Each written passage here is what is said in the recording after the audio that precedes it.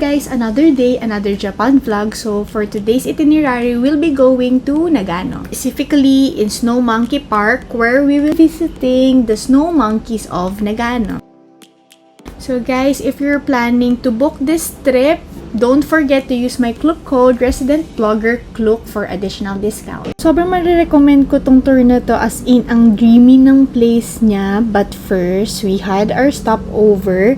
Bumili lang kami muna ng drink sa vending machine na to kasi nauuhaw kami, gusto namin bumili ng tubig. Sobrang bait ng driver namin kasi mayroon kaming mga stopover kasi medyo matagal nga yung aming tour from Tokyo, and we also went to the toilet. 15 minutes lang naman yung stopover namin, and then we're ready to go. Ayan, sobrang bait nito ni Kuya, Japanese. He's really nice. Tas ang galing niya pa mag-drive. Mini-make sure niya yung mga clients niya is safe. Tapos meron din kaming dalawang kasamang foreigner. Just waiting for them. Tapos kaming 5 family. Tapos we're good to go. Ayan, ang ganda talaga, ang dreamy ng mountains ng Nagano, and it's giving Switzerland talaga yung vibes niya. Kita ko sa inyo guys yung snowy mountains ng Nagano. So ganyan, ayan yung vibe ng parang Switzerland na sinasabi ko sa inyo. Ang ganda niyan guys, walang ganyan sa Shirakawa-go. Ibang vibe tong Nagano kasi ibang prefecture siya. Malapit lang siya sa Tokyo kasi yung Shirakawa-go sa may Nagoya siya.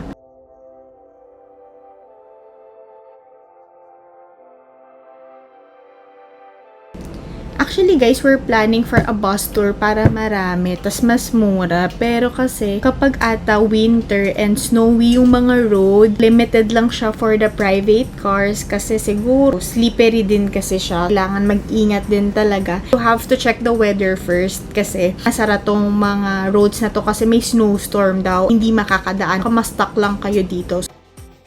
So, nung punta namin, grabe okay yung weather. Umuulan ng snow and warm din siya. Finally guys, nandito na kami, but first, don't forget to visit Enza Cafe. Masarap yung hot choco nila and yung apple pie nila. Though, wala akong picture nung hot choco and apple pie nila, pero highly recommended before going up. Or pwede din pagkatapos nyo na lang mag-trail. Dito na tayo sa entrance ng Snow Monkey Park. Sobrang ganda talaga ng weather. Tapos wala masyadong tao. At hindi din holiday peak season yung pagpunta nyo dito para ma-enjoy nyo talaga and hindi crowded. So, ang bait talaga na driver namin kasi kailangan ready yung gears nyo. Nagdala siya ng snow spike sa amin. But if you don't have a snow spike, meron naman ditong rental kung ano yung kailangan yung gear kapag hindi kayo prepared. So, ayun talaga yung marirecommend ko. Kailangan prepared kayo sa pagtitrail kasi madulas talaga yung daan dito. Guys, nandito na tayo sa entrance. Meron namang mga handrail paakyat kasi madulas talaga siya. Pero sa kalagitnaan, wala siyang handrail. Mukha lang siyang madali guys, lakaran, pero may mga nadudulas dyan. Lalo na yung mga walang shoes na maayos. I recommend talaga maging prepared kayo kapag pupunta kayo dito kasi madulas. And lalo na kapag crowded, may bangin kasi dyan sa gilid. So, eto siya. So, kapag nagkamali ka lang ng tapak mo and syempre crowded, tapos wala kayong snow spike, wala, mahuhulog ka talaga dyan.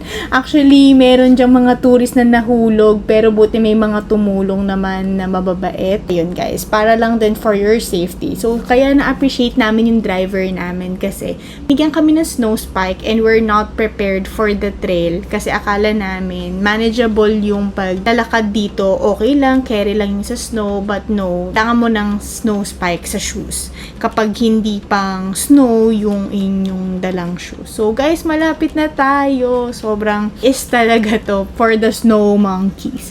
Pero worth it kasi ang ganda, ang dreamy ng place. It's a different vibe from Shirakawa-go. To tourist destination din naman siya, pero feeling ko mas sikat yung Shirakawa-go for the winter season. Pero ito sa Nagano, maganda din dito. It's giving Narnia. Para kang nasa Narnia.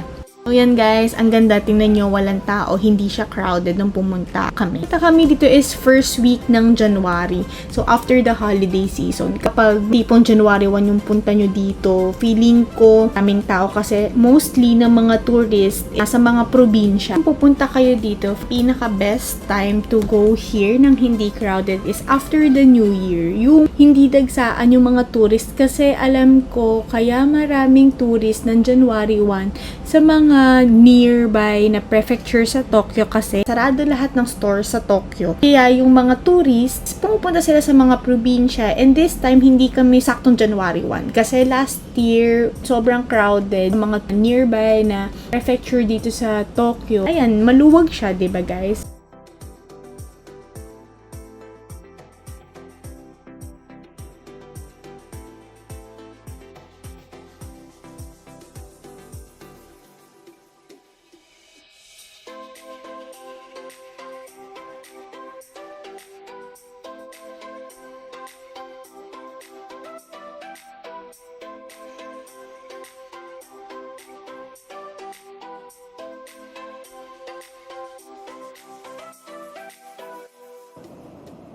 So guys, malapit na tayo. We're almost there sa entrance ng Snow Monkey Park.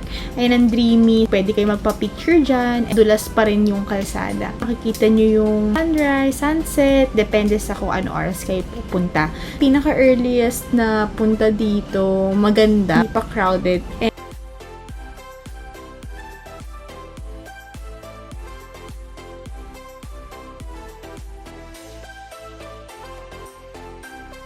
Guys, andito na tayo sa may entrance ng Snow Monkey Park. Share ko lang, hindi din included yung ticket namin. So, bumili kami ng tickets doon sa may ticket booth. In-avail namin yung activity na to sa Klook. Wala yung option na kasama yung ticket. So, we bought it separately. Meron namang ibang option ng activities na pwede nyong ma-avail tong tour na to na kasama na yung ticket. So, wala naman difference, guys. Same price lang din naman siya at makakapasok tayong lahat sa Snow Monkey Park.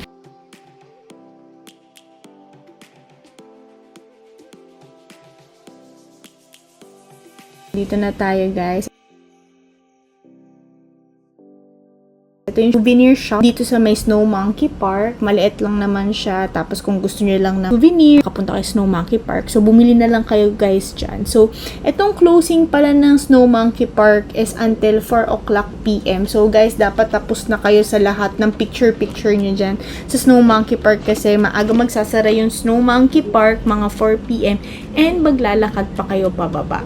Siguro kasi to give time din sa mga employees. Ito na guys, nandito na tayo at makakakita na tayo ng mga unggoy. Punta na tayo guys sa onsen. Alam nyo kung ano lang yung napansin ko dito sa Snow Monkey Park na to? Yung mga monkeys, sobrang discipline nila. Sabi ko, grabe, pati yung mga monkeys dito sa Japan, sobrang discipline. Kasi, I've been to Indonesia, yung mga monkeys doon, nung pumunta kami sa sanctuary ng monkeys, sobrang kukulit nila, nagnanakaw sila ng mga gamit ng mga tourist, mga cellphone, mga sombrero nyo, mga sunglass.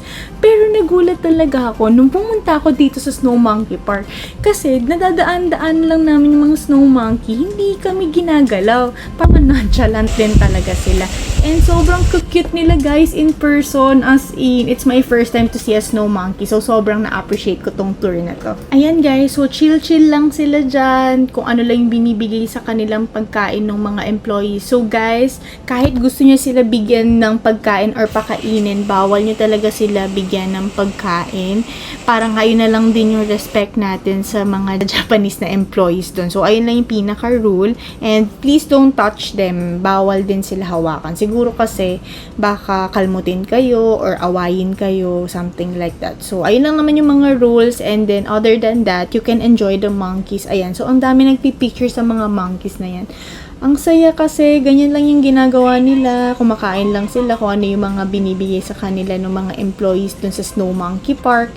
Tapos, nagre-relax lang sila dyan sa onsen. Grabe, sobrang goals maging monkey sa Japan. Pa-onsen-onsen na lang sila. Tapos, ayan, magbabait sila. Yung iba kumakain sila ng snow. Tapos, may mga photographers talaga na sinasadya to. Unique place din to sa Japan na pwede mong ma-encounter yung mga snow monkey during the winter season.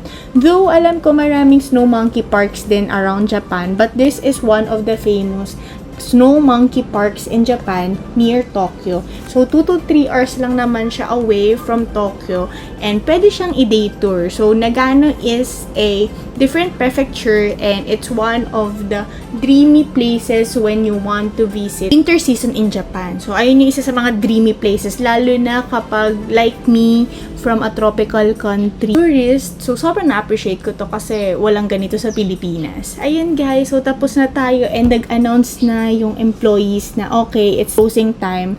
Pabalik na tayo ulit kung ano lang din yung pinuntahan natin. So, walang shortcut guys. Maglalakad at maglalakad talaga tayo dyan guys. So, itong bridge na yan makikita nyo, meron niyang daan papunta sa mga onsen. Pero hindi na natin siya pinuntahan kasi hindi naman tayo mag-onsen. So, yan, sobrang dreamy ng place. If you want a different vibe, yung tour guide namin, binigyan kami ng almost 3 hours to stay here. Guys, ayun lang naman kung ano yung mga ginawa namin dito sa Snow Monkey Park. So, pabalik na tayo. And finally, we're here sa entrance sa kung saan yung pinanggalingan natin. So, guys, pwede nyo na itry yung cafe store after your trip. Thank you guys for watching. See you on my next vlog.